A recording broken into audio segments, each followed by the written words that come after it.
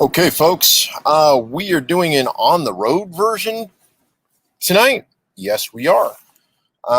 Reason why is because right now I'm on my way up to Coeur d'Alene. We got an event. My friend, my fellow libertarian, is up in Coeur d'Alene. She is running for office up there, doing some great things.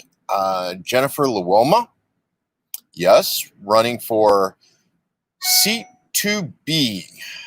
Yes, to be or not to be. That is her seat. She's up there running for that spot, doing an awesome job of it. And she's got a meet and greet scheduled for us, her, and I up in Coeur d'Alene.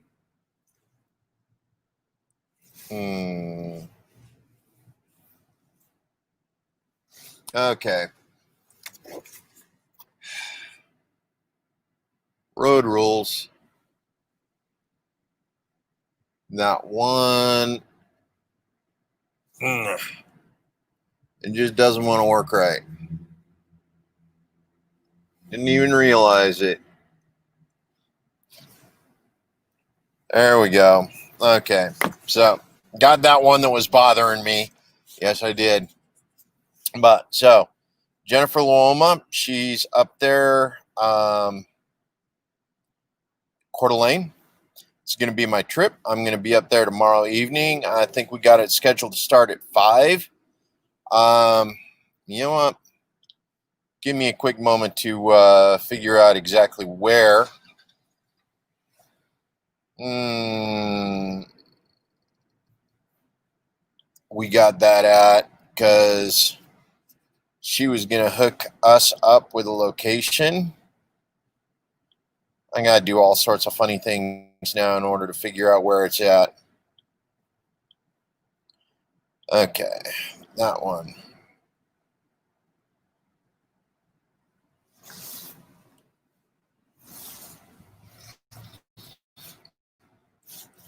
Okay, and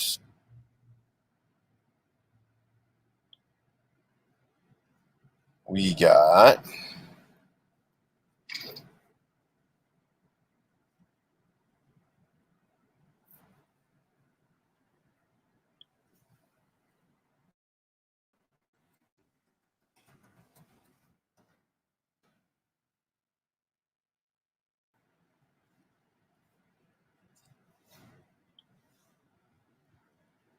you always get to have the fun stuff here, right?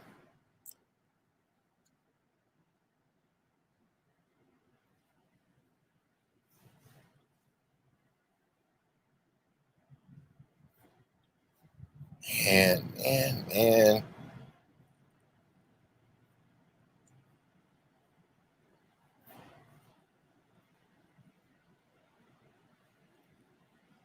okay.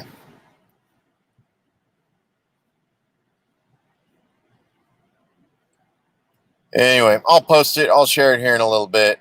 Looks like I'm not going to be able to find it quite as easily as I was hoping to.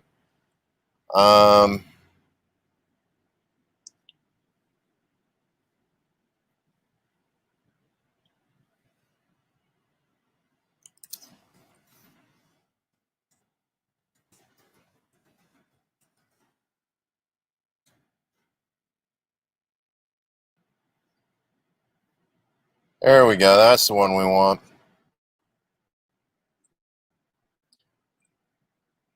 Okay, so it is tomorrow, 6 p.m. at Crickets in Coeur d'Alene. Yes, 6 p.m. tomorrow at Crickets in Coeur d'Alene. I managed to find it. We are good to go. And you know what? Let's go ahead. I'm getting so good at this now. Yes, I am.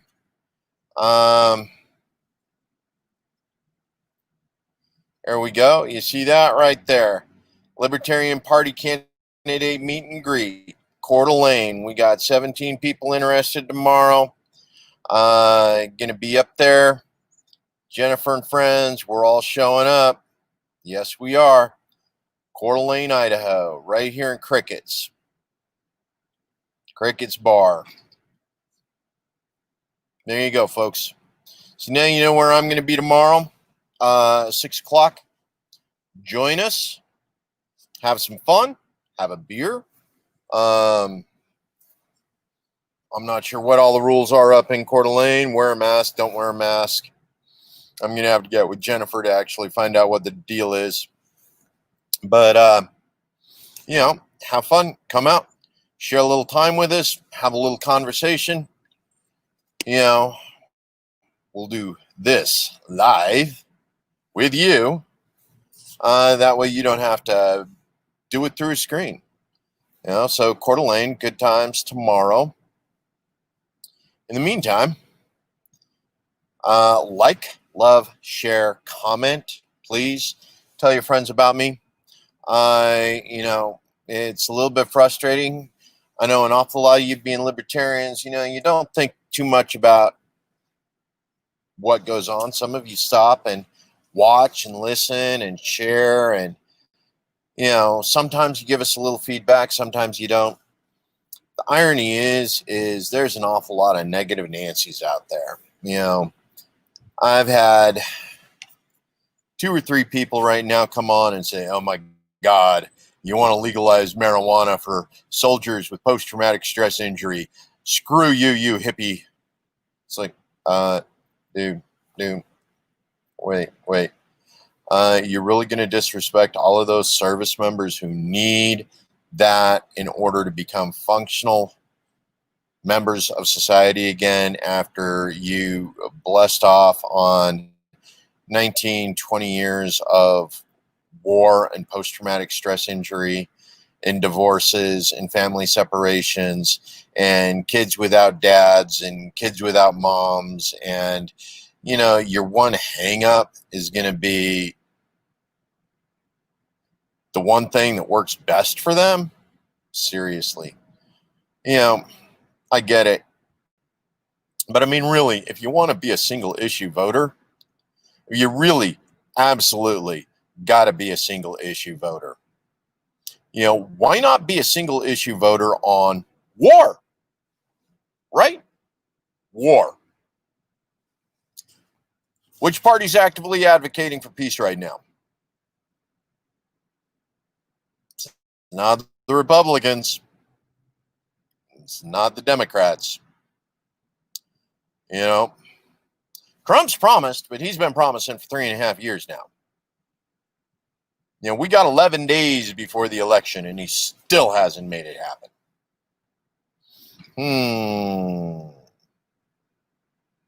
Which party wants to bring our troops home? The Libertarian Party does. Yes, we do. And so if you got to be a single issue voter, why not make it a big one? Oh my God, medical marijuana. The kid next door who's getting stoned might be able to get stoned legally. Come on. The kid's getting stoned next door. Why do you want to send him to prison for it?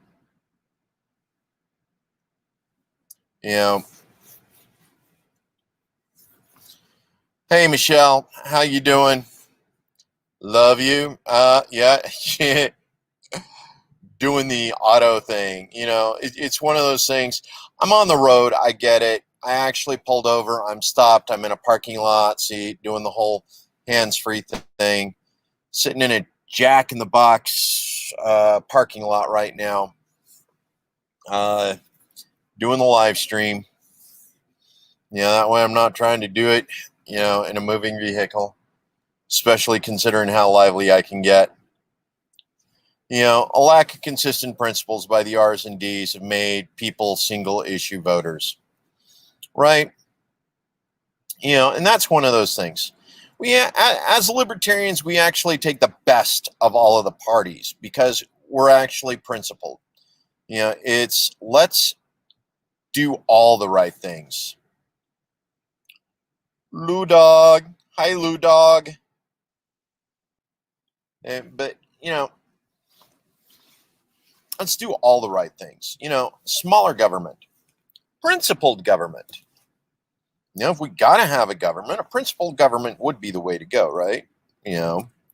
We like a government that doesn't bomb people in other countries, right?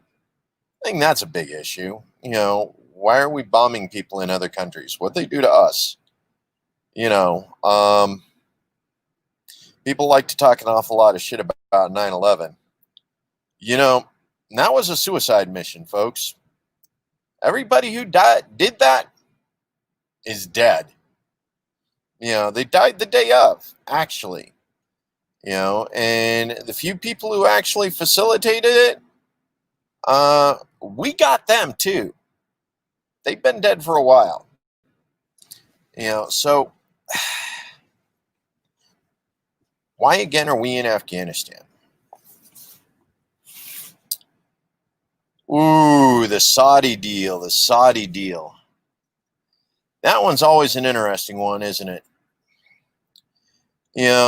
Libertarian why, it's a good one. And that's one of the other things. We just made a deal with Sudan, right? Okay, Sudan, that's another one. They're touting it as a peace deal.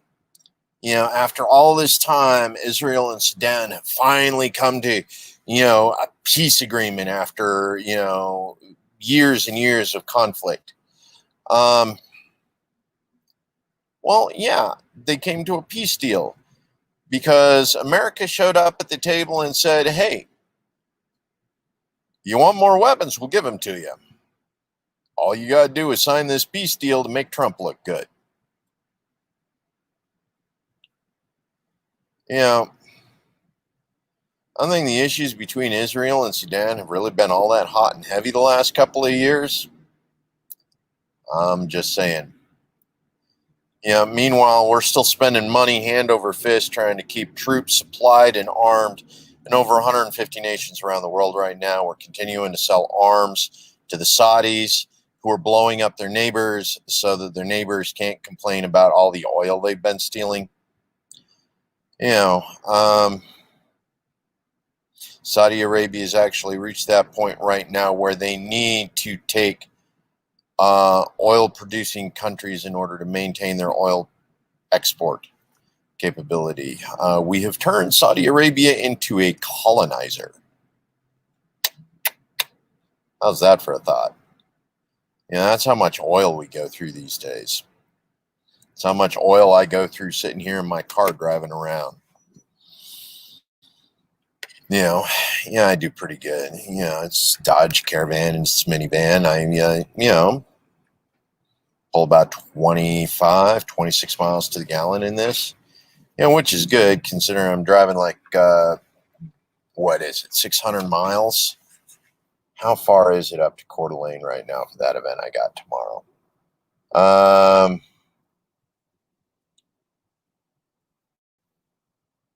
Dude.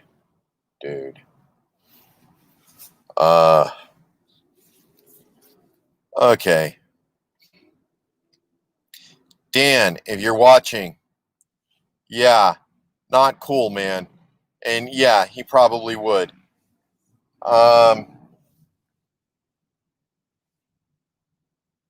Yeah, that was just rude, Dan. That was just rude. Okay. So, what I was really getting to is I wanted a map because I needed to know how far I got to drive to Hayden, Coeur d'Alene.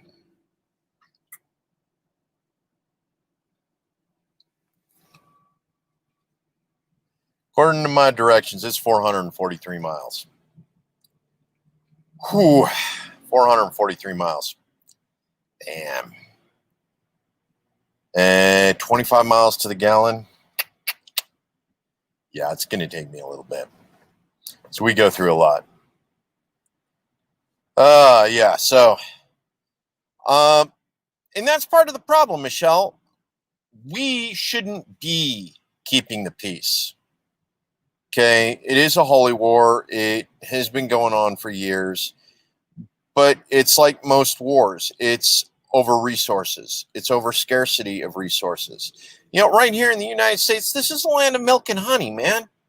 We manufacture scarcity in America right now. We do. We have more empty dwellings than we do homeless people. We throw away 40% of our food on any given day. And we don't have a lot of hungry. We got a lot of food insecurity. Yep. That's what we got. We got poverty. We got food insecurity. We got shelter insecurity right now. But it's not because we don't have food and shelter plenty. We got plenty of it.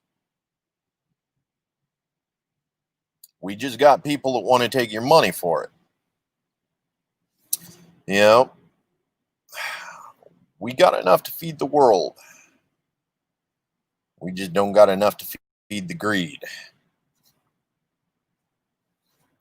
That's one of the things. As long as we continue to maintain this heavy bureaucracy, I was actually working with one of my friends today, my meme meister. Yes, my meme meister. I was working with her on some things, and oh yeah, we're definitely lucky to live. No matter how bad it is here, it is still better than so many other places around the world. It really is. We complain about an awful lot of things, that we really don't have a legitimate reason to gripe about. Most of us eat well. Most of us have a place to sleep at night. Most of us have some kind of job security. Or at least we did until about 6 months ago. That's a completely different story. But that's one of the things that we got to work out is because what happened 6 months ago proved just how fragile everything is, how quickly it can all go to hell. And it went to hell because of government mismanagement. It did. We allowed corporations to dominate certain industries, take industry share, and it complicated things when things broke down. We didn't have diversity in order to reroute an awful lot of the issues, that we ended up seeing. We make enough beef. Yet the irony is when we ran into a meat shortage after, the first lockdown and we started losing workers in our slaughterhouses because they were getting sick, we imported our beef from Nicaragua, right? We imported beef from Nicaragua. While ranchers here in the U.S.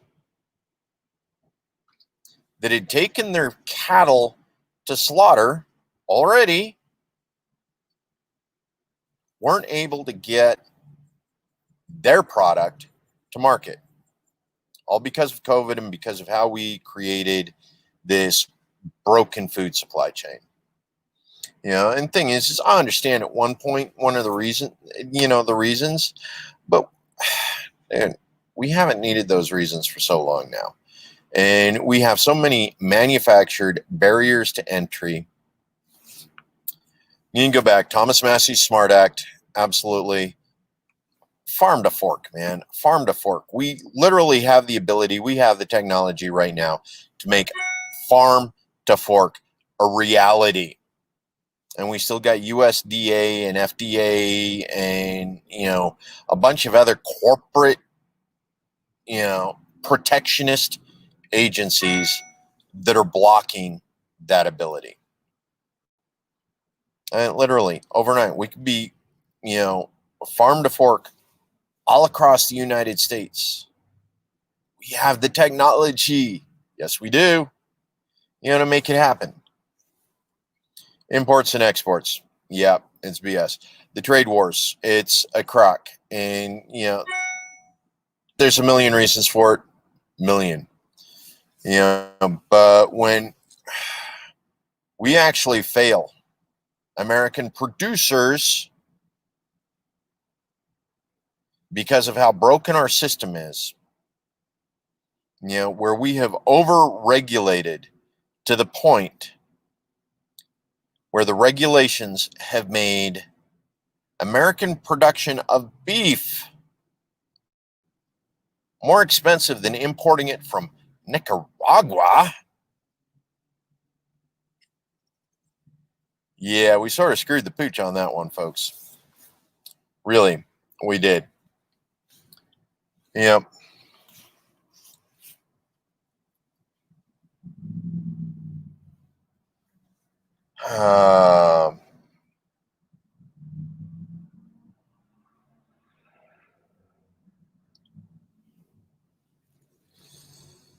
Yeah. Okay. So, because I am on the road, I'm going to go ahead and cut it short a little bit tonight. And yeah, you guys have fun. I don't know, man. Nicaragua's been having trouble keeping people alive down there. Yeah, it's an interesting situation to say the least. Again, thank you for joining me again tonight, Michelle. Appreciate it. Everybody else who joined in, Libertarian Y, appreciate it. Yeah, I don't think the cows are that good. I really don't. And you guys have fun. I'm getting back out on the road. Love you.